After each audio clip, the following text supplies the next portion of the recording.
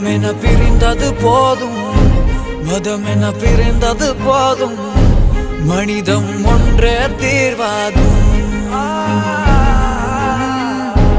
உயிர்களை இழந்தது போதும், உறவுகள் அழிந்தது போதும், அன்பே என்றும் தீர்வாகும்.